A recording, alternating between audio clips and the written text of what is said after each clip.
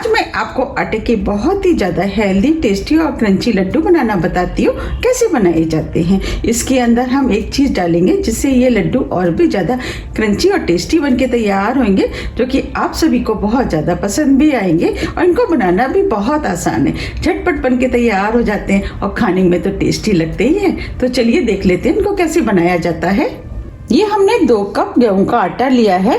ये वही वाला आटा है जिसे हम चपाती बनाते हैं। अगर हम ग्राम में नापे तो ये 300 ग्राम है। ये हमने 1 कप देसी घी लिया है, यानी 200 ग्राम। इसमें से हम 3/4 कप घी कढ़ाई में डाल देते हैं। 1/4 करीब बचा लेते हैं, इसका इस्तेमाल हम बाद में करेंगे। और घी को मेल्ट होने देते हैं। अब ये घी मेल्ट हो गया है। जो हमने आटा लिया था वो हम घी में डाल देते हैं। घी को आटे में अच्छे से मिक्स कर लेते हैं। अब ये घी आटे में अच्छे से मिक्स हो गया है। अब आटे को स्लो मीडियम फ्लेम पर लगातार चलाते हुए गोल्डन कलर का होने तक भून लेते हैं। हम आटे को जितने अच्छे से भूनेंगे लड्डू उतने ही ज्यादा टेस्टी बनके तैयार होंगे। आटा जैसे जैसे भुनता जाएगा घी छोड़ता जाएगा। अब हम आटे को भून लेते हैं। ये हमने 3/4 कप करीब गोंद लिया है। अब इस गोंद को मिक्सी के जार में डाल देते हैं और मिक्सी से बिल्कुल महीन पीस लेते हैं। ये हमने गोंद को मिक्सी से बिल्कुल महीन पीस लिया है। अब मैं आपको दिखा भी देती हूँ। देखिए, हमें इस टाइप का पिसा हुआ गोंद चाहिए। हम गोंद को साइड में रख देते हैं, इसका इस्तेमाल हम बाद में करेंगे। अब ये आटा भुन गया है। आटे में से बहुत अच्छी खुशबू भी आ रही है और आटे ने घी भी छोड़ दिया है और इसका कलर भी चेंज हो गया है। इसको भुनने में 10 से 12 मिनट का टाइम लगता है। अब जो घी बचा था उस घी को हम इसी आटे में डाल देते हैं।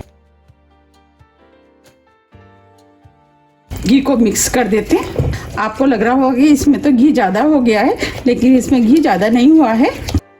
जो हमने गोंद भुना था अब हम गोंद को आटे में डाल देते हैं। गोंद को मिक्स कर देते हैं।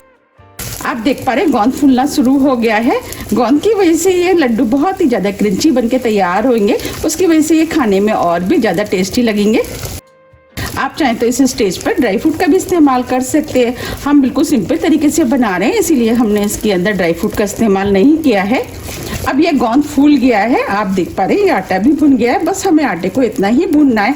आटे को आप अपने टेस्ट के अनुसार थोड़ा सा कम या ज़्यादा भी भून सकते हैं। अब फ्लेम को ऑफ कर देते हैं। अब आटे को इस बॉल में निकाल लेते हैं।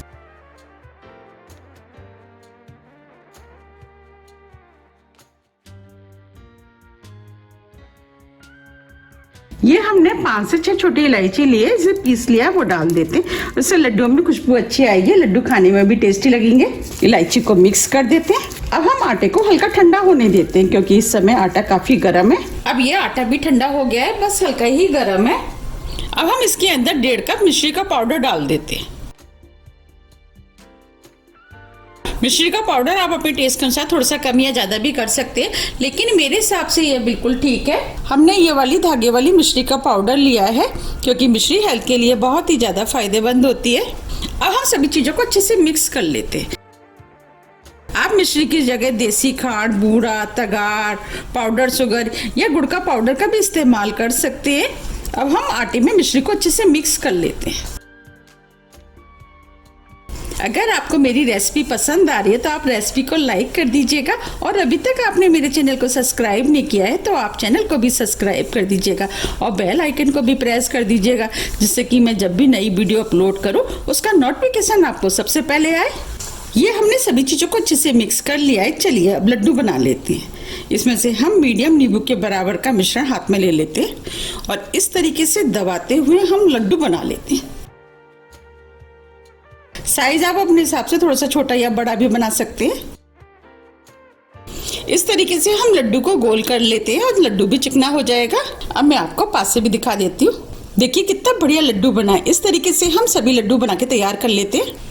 ये हमने सभी लड्डू बना के तैयार कर लिए हैं।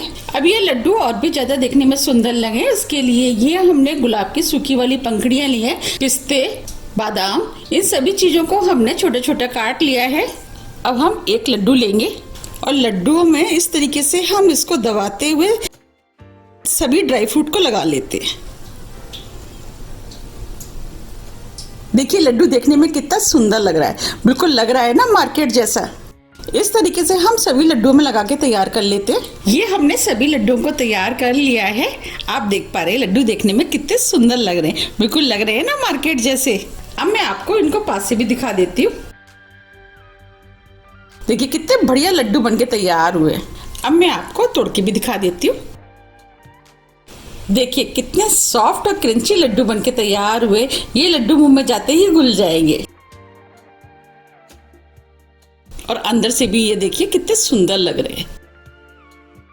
आप भी इनको बनाइए, खाइए, फिर मुझे कमेंट्स करके ये जरूर बताइए कि आपके लड्डू कैसे बने। आप इन लड्डुओं को एयरटाइट डिब्बे में भर करके 2 से 3 महीने रख करके खा सकते हैं और ये खाने में तो बहुत ही ज़्यादा टेस्टी लगते हैं। आप इन्हें बनाइए, खाइए, फिर मुझे कमेंट्स करके ये जरूर बताइए कि आपको ये कैसे लगे। अगर आपको मेरी रेसिपी थोड़ी भी पसंद आती है तो रेसिपी को लाइक कीजिए, चैनल को सब्सक्राइब कीजिए और ज़्यादा से ज़्यादा शेयर कीजिए। अब हम फिर मिलते हैं इसी तरह की टेस्टी रेसिपी के साथ। जब तक के लिए नमस्कार।